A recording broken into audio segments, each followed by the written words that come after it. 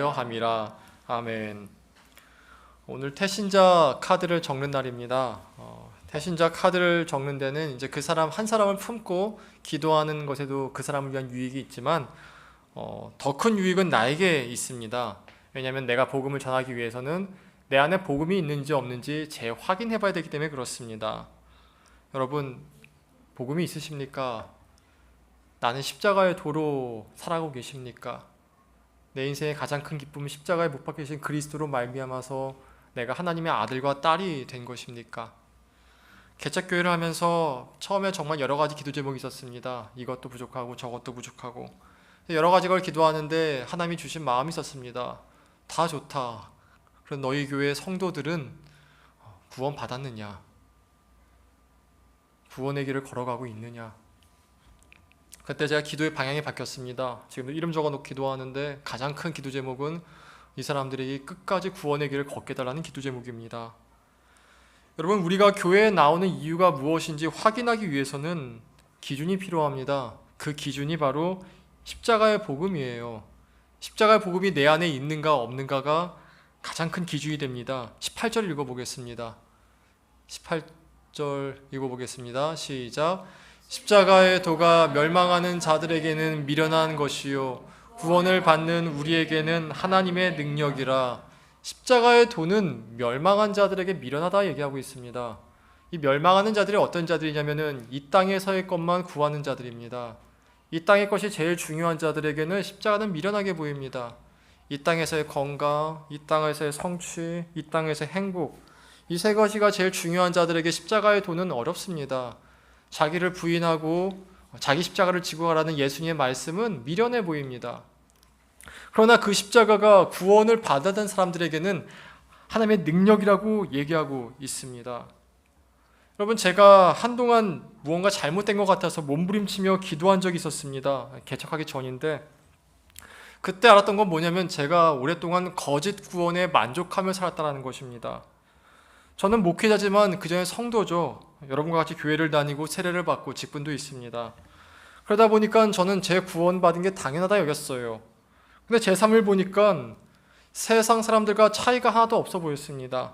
여전히 세상 사람들이 원하는 것을 원하고 있고 세상 사람들이 바라는 것을 바라고 있고 세상을 부러워하고 있었던 것이죠.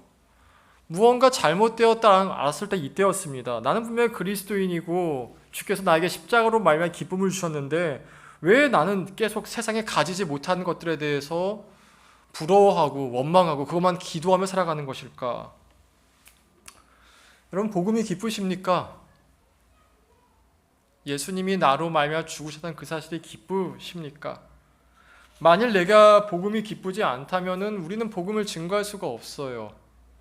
제가 요즘 먹는 약이 하나 있습니다. 저기 교회 송명 집사님이라고 기관장님이신데 그분이 약탕기가 있거든요. 약탕기를 약 다려가지고 우엉 뭐 이렇게 나가지고 딱 줬습니다.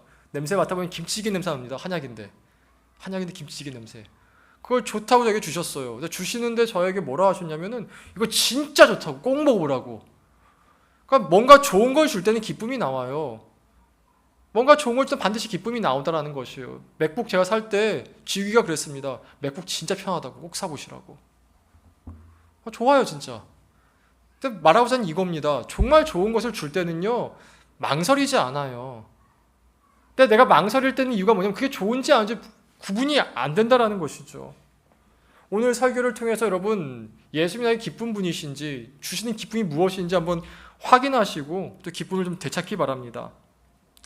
세상 사람들이 하나님 혹은 신을 찾는 이유가 많이 있지만 대개 두 가지로 나뉩니다. 한번 22절 읽어보겠습니다. 다 같이 읽습니다. 유대인은 표적을 구하고 헬라인은 지혜를 찾으나. 표적이 뭐냐면 기적입니다. 사람들이 기적이 필요할 때 신을 찾습니다. 병이 났는데 병을 고쳐야 될 때, 천재지변이 일어났는데 그 천재지변에서 우리를 구해야 할 힘이 필요할 때, 뭐 전쟁이 일어나가 다 죽게 되었는데 그 전쟁이 멈춰야 될 때, 그때 기적을 구합니다. 그때 기적을 구할 때 다 신을 찾아요. 신을 찾습니다. 저도 참 재밌었던 기억 중에 하나가 그 아기 낳는 방 앞에 서울대병원에서 은혜를 낳는데 거기 저 말고도 6명의 남자가 앉아 있었거든요. 다 기도하고 있어요. 다 믿는 자인지 모르겠는데 다 이러고 있어요, 진짜로. 그래서 기도합니다. 내 힘이 어떻게 할 수 없는 그 순간에 기도하게 되어 있습니다. 또 지혜를 필요할 때 기도를 합니다. 지혜가 뭐냐면 이렇게 생각하면 됩니다. 행복. 내가 어떻게 하면 행복할 수 있을까? 행복은 되게 넓은 단어죠. 인간관계, 건강관리, 뭐 돈, 뭐 여러 가지 것들에 대해서 내가 어떻게 잘 살 수 있을까? 고대 그리스인들은 이 행복이 하나님으로부터 오는 지혜에서 온다 믿었습니다. 영어로 필라소피 있죠. 필라소피 뭐죠? 자, 영어 공부하는 예찬아, 필라소피가 뭐지? 필라소피의 필라는 사랑하다 뜻이에요. 소피아는 지혜란 뜻이에요. 그 필라소피의 철학이지 않습니까? 철학은 뭐냐면 지혜를 사랑하는 걸 얘기합니다. 그래서 고대 그 철학자들은 다 행복하기 위해 자기만의 방법을 찾으려고 했어요. 그게 철학이었습니다. 사람들이 행복하기 위해 신을 찾습니다. 풍요롭기 위해 신을 찾습니다. 또한 기적이 필요한 신을 찾습니다. 그러나 이런 사람들에게 하나님이 주시는 것은 표적도 아니고 지혜도 아니라 십자가에 못 박힌 그리스도이십니다. 23절 읽어보겠습니다. 다 같이 읽습니다. 우리는 십자가에 못 박힌 그리스도를 전하니 유대인에게는 거리끼는 것이요 이방인에게는 미련한 곳이로되. 아니, 기적이 필요하면 기적을 나타내시면 되지 않겠습니까? 정말 암 걸린 사람한테, 뭐 오늘 내일 한 사람한테 짜잔 기적이 일어나가지고 병이 낫게 되면 그 사람 하나님 믿지 않겠습니까? 혹은 정말 뛰어난 지혜와 지식을 줘가지고 누가 보다 탁월한 말을 하고 탁월한 얘기를 하고 탁월한 인생을 살게 한다면은 그 사람을 보고 신을 믿지 않겠습니까? 스티브 잡스가 힌두교 신자였거든요. 힌두교 사원해졌어요. 근데 그때부터 스티브 잡스 때문에 힌두교를 나간 사람들이 꽤 많아졌습니다. 미국 내에서 말이죠. 지혜가 있다면 그 사람 보고 그 지혜 때문에 나가지 않겠습니까? 근데 그런 식으로 주님이 자신을 증거하지 않으신다는 것이에요. 주님은 그런 사람들에게 증거하는 것이 바로 십자가에 못 박힌 그리스도이십니다.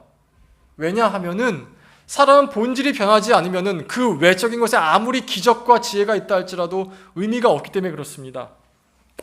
제가 아프리카 있을 때 일입니다. 초창기 때인데 초창기에 스와힐리를 배우고 난 다음에 여러 선교사님들 통해서 이곳저곳 다녔습니다. 그때 가장 먼저 제가 따라다닌 선교사님이 우물 파시는 선교사님이셨어요. 아까 아프리카 우물 봤는데 아프리카 우물은 되게 높게 있습니다. 왜 높은지 아십니까? 왜 높냐면요, 한국 사람들이 우물지도 꽤 높게 만듭니다. 왜냐하면 우물에 독을 푸는 사람이 있어요. 옛날에 선교사님이 그 말씀해 주셨습니다. 예전에 처음에 우물을 팔 때는 한국식으로 낮게 만들었답니다. 낮게 만들어가 누가 오더라도 물을 막을 수 있게 만들었는데 만들고 났을 때 꼭 그 마을에 그 우물에 독을 푸는 사람이 있다는 것이에요. 독을 풀어가지고 짐승들이, 가축들이 병이 나고 사람이 병이 나면은 내가 해약이 있다 그래가지고 그 해약을 가지고 와서 이제 돈을 벌려는 사람이 있다라는 것이죠. 그래서 우물을 파는 게 사람을 살리는 게 아니라 오히려 죽인 경우도 있다라고 했습니다. 그 다음에 제가 따라다닌 곳이 모바일 클리닉을 해가지고 이곳저곳 마을을 다니면서 기생충약 먹이고 상처한테 빨간 약 발라주고 뭐 부러진 데 있으면 다리 발라주고 그다음에 말라리아 약 먹이고 이런 거 쫓아다녔습니다. 근데 그때도 그런 얘기 해주셨습니다. 남자들이 건강해지니까 남자들이 아내를 때리기 시작하더라. 아내들이 건강해지기 시작하니까 아내들이 남편과 아기를 버리고 집을 나가기 시작하더라. 애기들이 건강해지고 나니까 애기들이 이렇게 스크럼을 짜가지고 거리에서 강도질을 하기 시작하더라라는 것이죠. 사람 살리려고 약 먹이고 다 했는데 오히려 죽이더라는 것입니다. 그 다음에 제가 간 곳이 학교였습니다.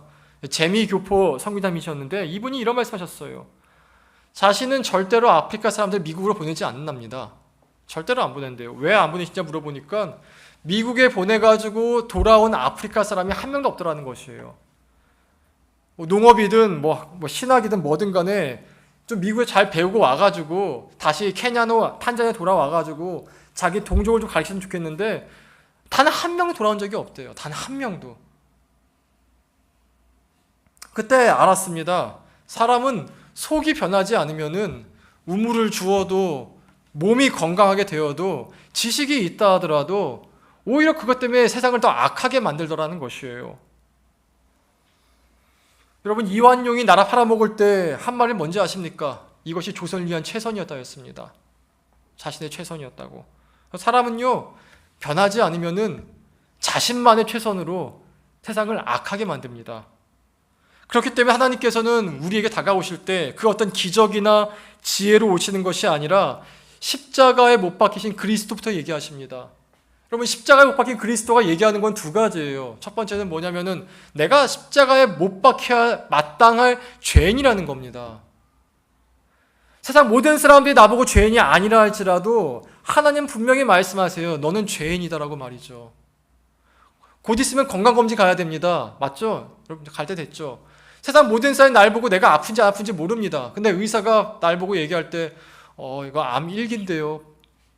얘기하는 그 순간 이건 암이 됩니다. 나 건강한 게 아닌 게 돼버려요. 세상 모든 사람이 나보고 죄인이 아니라 할지라도 심판하셔야 되는 하나님께서 이렇게 말씀하셨습니다. 너는 죄인이다. 너는 십자가에 못 박혀 죽어서 마땅할 죄인이다라고 말씀하셨어요. 하나님이 나를 죄인으로 보시는 아주 많은 증거가 성경에 나와 있는데 그 중에 몇 가지만 얘기해 보라면은 첫 번째로 내 마음입니다. 지금 나는 지금도 마음으로 간음을 행하고 사람을 미워하고 말씀을 어기며 살아가고 있습니다. 이게 내가 죄인인 첫 번째 증거입니다. 여러분, 노아의 시대에 하나님께서 노아의 홍수를 일으키기 전에 이렇게 말씀하셨어요. 창세기 6장 5절을 읽어보겠습니다. 다 같이 읽습니다. 여호와께서 사람의 죄악이 세상에 가득함과 그의 마음으로 생각하는 모든 계획이 항상 악할 뿐임을 보시고 그들의 모든 행위가 악한 게 아니었어요. 그들 장가 들고 시집가고 했습니다. 애 낳고 키울 줄 아는 사람이었어요. 그러나 그들의 마음에 생각하는 모든 계획이 항상 악했다라고 말씀하십니다. 그래서 노아의 홍수를 일으키신 거예요.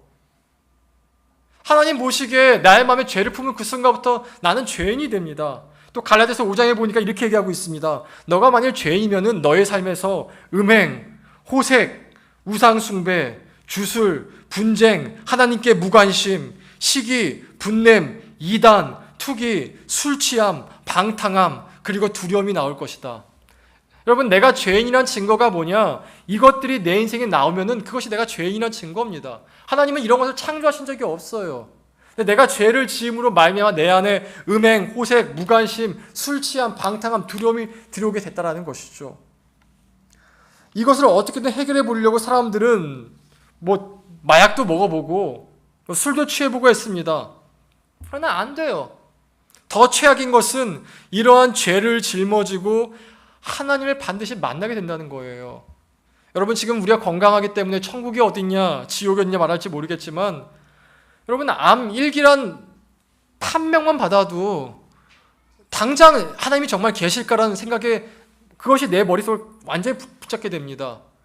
어젯밤 제 문자를 하나 받았습니다. 제 대학 동기인데 아버지가 췌장암 4기가 나왔다고 기도해달라고 했습니다. 이 친구가 신학생입니다. 나이 늦게 식대학 다니고 있습니다. 근데 카톡이 이렇게 왔습니다. 하나님이 정말 계신 걸까? 여러 의미가 있겠지만 여러분, 아무리 안 믿는 사람이라 할지라도 내가 죽음을 앞두고 있다면 사형수든 간에 암 4기든 간에 내 삶이 생과 사의 확률이 50대 50만 되더라도요, 내 머릿속은 이 땅에서의 어떠함이 아니라 정말 하나님이 계신 것인가, 정말 천국과 지옥이 있는 것인가로 가득 차게 됩니다. 우리는 모두 본능적으로 알고 있어요. 하나님이 계시구나라고. 그런 사람들에게 하나님이 주신 게 있었어요. 그 주신 게 바로 자신의 외아들이었습니다. 요한복음 3장 16절과 17절 읽어보겠습니다. 다 같이 읽습니다. 하나님이 세상을 이처럼 사랑하사 독생자를 주셨으니 이는 그를 믿는 자마다 멸망하지 않고 영생을 얻게 하려 하심이라. 하나님이 그 아들을 세상에 보내신 것은 세상을 심판하려 하심이 아니요 그로 말미암아 세상이 구원을 받게 하려 하심이라. 하나님께서 우리에게 주신 자신의 최선의 것이 자신의 외아들이었어요. 지옥이 없다고 생각하면 모를까, 이 땅에서 삶이 우리의 영원한 인생을 결정하는 것인데 우리가 이 땅에서 아무리 무엇을 한다 한들 지옥에 갈 수밖에 없는 죄인이라면은 무엇이 죄인이 되겠습니까? 무엇이 우리에게 선물이 되겠습니까? 스티브 잡스의 재산이 4조 원이었답니다. 4조 원을 다 주면 내 죄가 용서받을 수 있습니까? 사우디 왕세자 압둘라 빈 살라만인가요? 그 사람 재산이 2,400조래요. 죽을 때 1원이라도 가져갈 수 있습니까? 무엇을 해야 내 죄가 용서받을 수 있습니까? 무엇을 해야 내가 하나님 앞에서 온전히 설 수 있습니까? 하나예요. 그 아들로 말미암아 아들을 믿고 내 죄가 그 아들로 말미암아 용서받다고 믿는 그 자에게 하나님께서는 구원의 은혜를 베풀어 주셨다라는 것입니다. 이렇게 큰 선물이 어디 있습니까? 저는 부끄러운 얘기지만 자살 시도를 한 적이 몇 번 있었습니다. 삶이 너무 괴로워서요. 그때마다 했던 생각이 뭐였으면 이거였어요. 죽으면 다 끝나겠지. 죽으면 다 끝나겠지. 죽으면 다 끝나겠지. 근데 결코 아니었습니다. 죽기 직전에 이 생각 들더라고요. 정말 끝날까? 정말 끝날까? 성경은 분명히 얘기합니다. 사람이 한 번 사는 것이요 그 이후에는 심판이 있으리니. 죽으면 끝나지 않습니다. 여러분 혹시 자살 생각하시는 분이 있습니까? 절대로 죽어도 끝나지 않습니다. 절대로 안 끝납니다. 그렇기 때문에 하나님께서는 우리에게 지혜도 주신 것이 아니고 기적도 베푸신 것이 아니라 그 아들을 주셨다는 것이에요. 여러분 누가 이 아들을 받아들인지 아십니까? 내가 죄인인 걸 아는 사람, 늘 불안함과 두려움 가운데서 나는 어쩔 수 없는 사람이다라고 묻는 사람, 연약함을 아는 사람, 나의 부족한 사람, 그 사람이 예수님을 받아들입니다. 27절 읽어보겠습니다. 27절 다 같이 읽습니다. 그러나 하나님께서 세상에 미련한 것들을 택하사 지혜 있는 자들을 부끄럽게 하려 하시고 세상에 약한 것들을 택하사 강한 것들을 부끄럽게 하려 하시며 내가 약한 사람, 내가 부족하다고 여기는 사람, 난 언제나 실수투성에 넘어짐으로 가득하다 여기는 그 사람이 예수님을 붙잡을 줄 압니다. 왜냐하면 그 사람들에게는 예수님 밖에는 소망이 없기 때문에 그래요. 제가 러시아에서 유학할 때 일입니다. 25살 때였는데 저랑 동갑인 여자 청년이 같은 교회에 있었습니다. 몇 번 얘기했어요. 이 여자 청년 저랑 동갑이었지만 이미 이혼을 4번 하였고 결혼을 5번 한 친구였습니다. 보통 러시아에서는 17살에 결혼합니다. 그리고 18살에 보통 이혼을 첫 번째로 합니다. 20살쯤 되면 보통 2-3번 다 있습니다. 많은 러시아 청년들이 말이죠. 근데 이 친구는 좀 심했습니다. 25살이었는데 이미 결혼을 5번 한 사람이었습니다. 그 중에 한 사람 목사님 아들이었습니다. 그래서 교회에 많은 사람들이 이 친구를 싫어했습니다. 심지어 목사님도 싫어하셨어요. 근데 이 친구가 한 번도 예배를 빠진 적이 없어요. 선교 나가면 늘 선교 갔어요. 그 구박 받으면서도. 당시에 저는 러시아 말이 익숙하지 않아가지고 러시아 사람들이 모여있으면 되게 불편했거든요. 그래서 한 사람 친해가지고 다녔는데 이 친구랑 좀 친했습니다. 한 물어본 적이 있어요. 이 친구가 마지막 이혼을 하고 일하던 데가 이발소에서 도우미로 있었는데 이상한 거 말고 진짜 도우미로 있었는데 왜 이렇게 교회를 열심히 나오냐 물어보니까 이렇게 얘기했어요. 남편도 나를 버리더라. 남편도 나를 버리고 자식도 버리더라. 근데 하나님만 날 절대로 버리시지 않더라. 남편을 다섯바꾼 자기 같은 사람을 위해서 죽어주신 예수님이 너무 고마워서 자기는 버릴 수가 없다고 말이죠. 결혼 생각이니? 모르겠어. 하지만 난 죽어도 교회에서 죽을 거야. 러시아 말로 그렇게 얘기했습니다. 태국에서 만난 친구도 비슷한 얘기를 했어요. 2003년도에 제가 선교단체에 있을 때 태국에 갔었는데 선교단체 간사님이셨습니다. 근데 이분의 인생 얘기를 보니까 되게 좀 기구했어요. 10대 후반부터 20대 중반까지 이분이 사창가에서 몸을 팔았습니다. 이유도 참 기가 막혔어요. 자신의 어머니가 자신의 사창가에 팔아넘겼대요.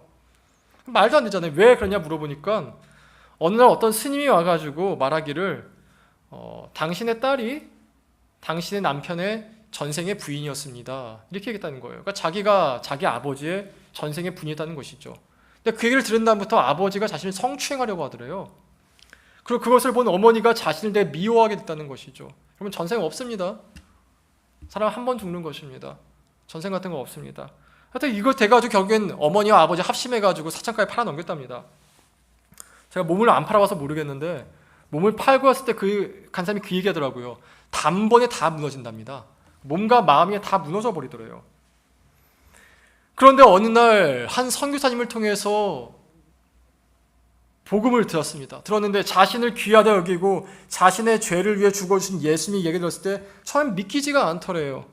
그러다가 몇 번 더 전해진 복음으로 말미암아서 결국에는 믿음을 받아들이게 되었고, 그 선교사님과 여러 교회의 도움을 받아서 사창가에서 나오게 된 다음에 다른 일반 직장을 구한 것이 아니라 자신과 같은 아이들에게 복음을 증거하고 있다는 것이죠. 자신이 결혼 안 할 거라 했습니다. 예수님 믿었던 거예요. 이들 둘 다 특징이 있죠. 약한 자들이에요. 부족한 자들이에요. 없는 자들이에요. 미련한 자들이죠. 근데 하나님께서 그들을 택하셔서 진짜 인생의 사람을 살리는 게 무엇인지, 생명의 일이 무엇인지, 하나님의 역사가 무엇인지 저에게 말씀해 주셨어요. 세상의 지혜로만 가득했던 저에게 말이죠. 여러분, 눈에 보이는 게 결코 전부가 아님을 우리가 알아야 됩니다. 지금 여기선 돈을 많이 버는 사람도 있고 적게 버는 사람도 있을 거예요. 머리가 좋아서 뛰어난 성공을 거둔 사람도 있을 것이고, 머리가 나빠서 정말 어렵게 살아가는 사람도 있겠죠. 그럴 수 있습니다. 1달란트, 5달란트, 10달란트 받은 게 다른 거니까. 근데 눈에 보이는 게 전부가 아닙니다. 성경은 분명히 얘기하고 있어요. 많이 받은 자에게 많이 요구할 것이고 적게 받은 자에게 적게 요구할 것이라고. 이 땅의 삶이 천국과 지옥을 영원히 결정합니다. 그게 성경이 말하고 있는 것이에요. 이것을 우리가 안다면은 우리가 어떤 과거를 지셨던 간에 그 아들을 믿는 자에게 죄의 용서함을 선포하시는 그리스도의 복음은, 십자가에 못 박히신 그리스도는 그 어떤 것보다 하나님이 주신 가장 큰 선물이 됩니다. 우리가 다시 시작할 수 있는 힘이에요. 여러분, 예수께서 이 땅에 계실 때 수많은 병자들을 고치셨고 심지어 죽은 자들도 다시 살려냈습니다. 그랬다 한들 그들 역시 지금 다 죽어가지고 아무 흔적 남지 않아 있습니다. 그렇다면 왜 그렇게 병을 낫게 하시고 죽은 자도 부활시키셨습니까? 그것은 십자가의 도를 받아들이고 죽은 사람과 받아들이지 않고 죽은 사람이 커다란 차이가 있기 때문입니다.